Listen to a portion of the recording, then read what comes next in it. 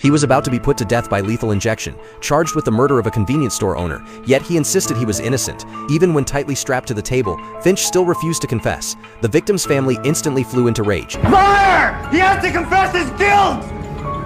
Why won't he tell the truth? There were already eyewitnesses who testified that it was Finch who had killed their father, so why was he still unwilling to admit the truth? In the end, the warden ordered the anesthesia to be administered.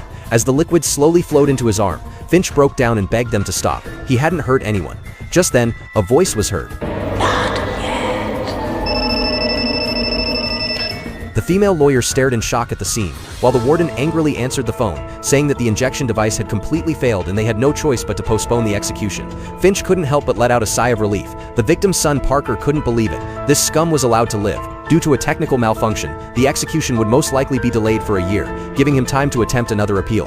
But Finch couldn't stop thinking about that voice. Liz was confused. What was it? As the only person who believed him, Finch said that a woman had whispered to him that the time had not yet come. Liz believed it was just an auditory hallucination caused by immense pressure. There were no guardian angels in this world. At that moment, the warden walked in again. They were ready to carry out the injection one more time. Finch finally lost his cool. This wasn't some lucky draw, and he didn't want to go through it again. Even though Liz asked for another delay, the warden insisted on proceeding. They had brought in a brand new machine, and Finch was forced back onto the table. Outside were still the same familiar faces. Parker only wanted to watch him die. Finch kept repeating in his mind, "Don't let it happen," when a hollow female voice rang out, and he suddenly snapped awake from the floor in a daze. The warden received an emergency call. There had been an electrical fire somewhere in the building, and they had to initiate an evacuation. Finch escaped death once again. Fire engines rushed into the prison, and the onlookers' attitudes began to change. It had to be God protecting Finch, sparing him from 2 executions, proof that he was innocent. The crowd started chanting, "Save Finch." The incident made headlines the very next day, and public opinion began to shift in his favor. Finch didn't sleep all night. There were countless death row inmates across the country. Why was he the one being reported? It wasn't just because he was innocent. There had to be some other reason he was still alive. Not yet. That's what you keep saying. I hate to remind you of this, but the state has decided that not yet means 4 p.m. tomorrow. Finch had a strange feeling this wasn't the government's decision. The warden still intended to carry out the execution, only this time by electrocution.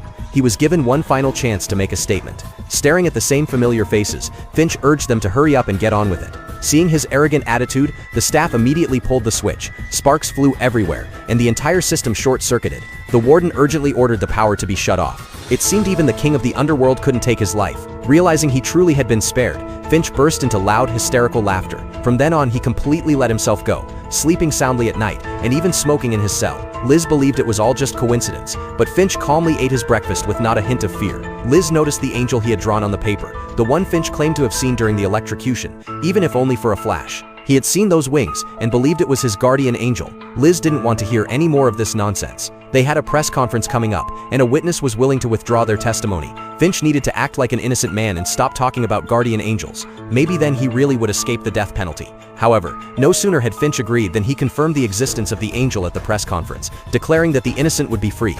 I am living proof that there is a higher justice. And when I win my freedom, it will be my duty to spread the word to all of those who have lost hope. With that, the press conference came to an end. Finch had made himself famous. Perhaps this could turn into a career. But just then, Parker suddenly appeared and was about to pull the trigger.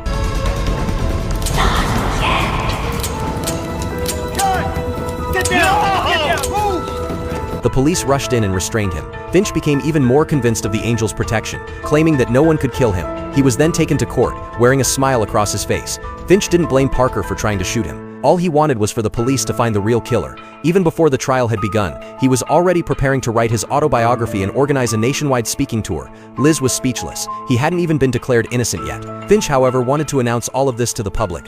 Liz believed it was all luck and coincidence. Even though she had witnessed everything herself, she still didn't believe in any guardian angel. At that moment, the judge, following the jury's unanimous decision, declared Finch innocent. The victim's family completely collapsed in grief. At last, Finch felt at ease. Outside, reporters had gathered in droves. He was free again, and ready to make something big happen with the power of the angel. God, who would have thought the night I walked into that convenience store it would all turn out like this? But Liz suddenly realized something was very wrong. He had once said he had never even set foot in that convenience store. At first, he hadn't wanted to kill the old man, but the man wouldn't hand over the money. Liz was in disbelief.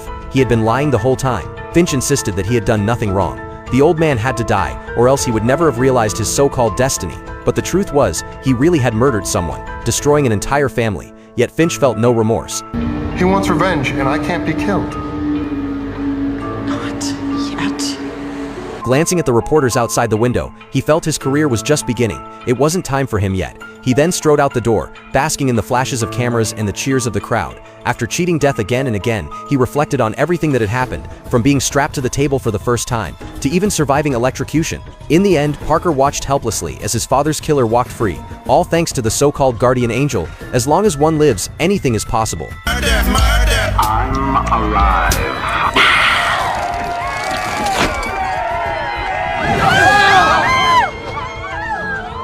Liz suddenly rushed forward and froze in place. Finch had been crushed to death by a falling statue. Truth and justice are always intertwined. Only at the moment of his death did he finally understand. It's not that justice doesn't come, it's that the time has not yet arrived. There had never been a guardian angel. It was a goddess of vengeance.